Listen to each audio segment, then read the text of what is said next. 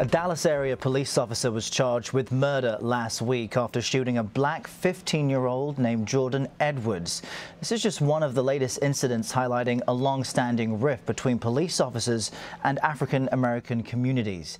In his new book, Black and Blue: Inside the Divide Between the Police and Black America, CBS News Justice and Homeland Security correspondent Jeff Pegues provides an in-depth look at police and community relations throughout the United States. He returns, as promised, to talk about this book. And Jeff, we know that opinions are strong on all sides of this issue, but just divorce us from that. What does the data show you when it comes to how Americans are policed? Well, the data shows that there is a problem, and that's why I ended up getting into this subject and writing this book, because I knew that there were issues on both sides, and if you presented that equally in a book, it might help a little move this debate forward.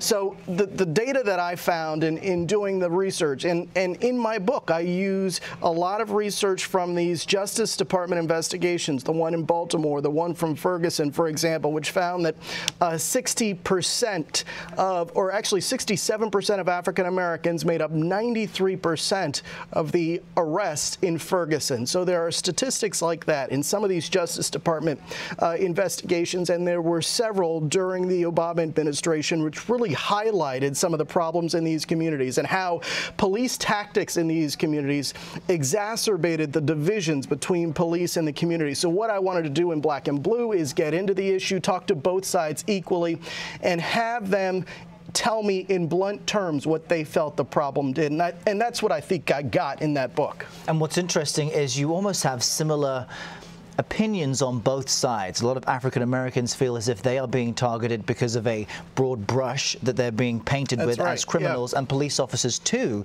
feel that when there are a few bad apples, all officers get painted with that same characterization. That's an interesting kind of dynamic. Yeah, and I'm glad you noticed that, because you're right. There are a lot of similarities in terms of how each side feels, and that's what I tried to get into, because in some ways they have a lot in common, but no one's really listening to each other.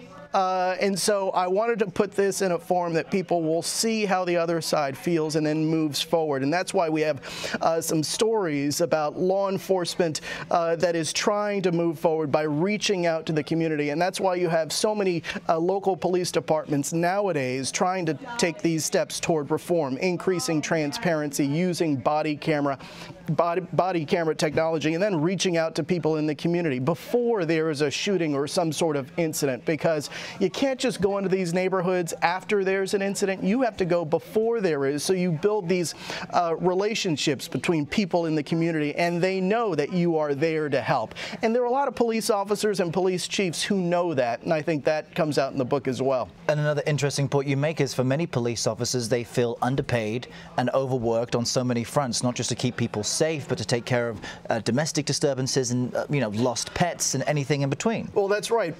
More is being piled on police officers' plates each and every day, and that's something that I got into when I went to Chicago.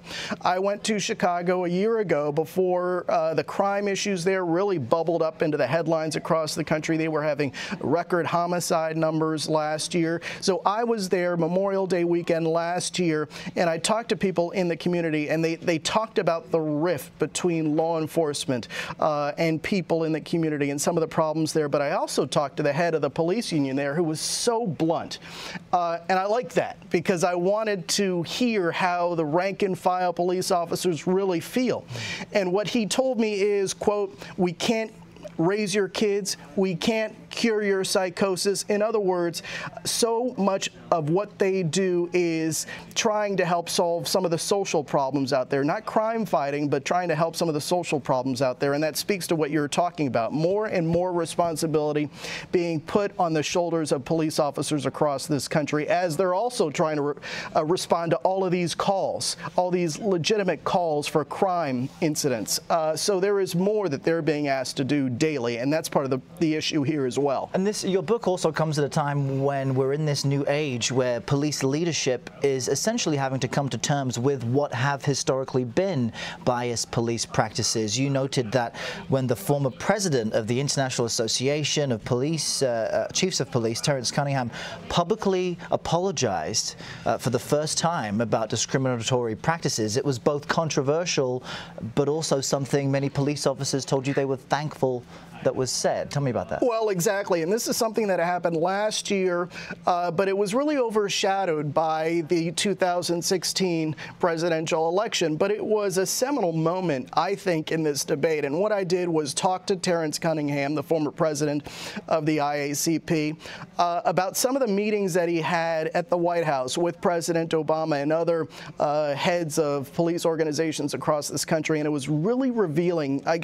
I think, details that have not come out before about these meetings in the White House and how the President Obama handled them and how police chiefs across the country reacted to President Obama. Some of them didn't feel like he had their back, and all of this was coming out in these meetings in the White House. So it gets into that.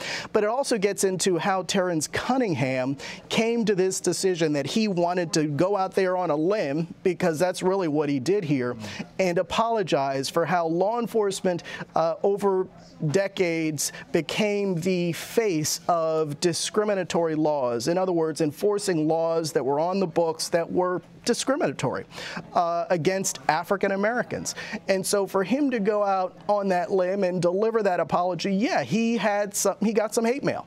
But there were police officers, and there are police officers who support what he did, because the goal was to spark a conversation, right, to provide a clean slate. In a lot of ways, and this is what I found out in my book, Black and Blue, it's like therapy, bringing both sides together. But you can't move forward unless you admit, and both sides have to admit mistakes of the past, right? So once you do that, then you can move forward.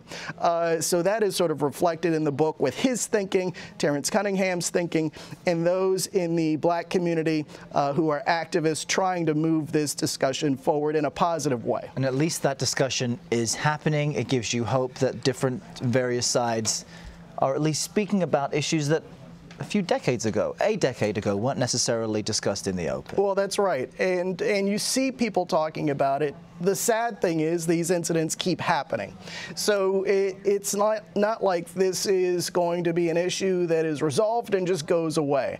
No, it's going to be a constant evolution of discussion and acknowledging mistakes of the past and trying to move forward together. That's the only way, according to the people that I spoke with in the book, that you can really move forward and make a significant dent in this issue. Yeah, very relevant, very interesting to read. Jeff Pegues, author. How does that sound? I know, it sounds weird. Well, just a correspondent here, but giving us some insight to his book, Black and Blue, Inside the Divide Between the Police and Black America. Jeff, thanks very much. Thank you.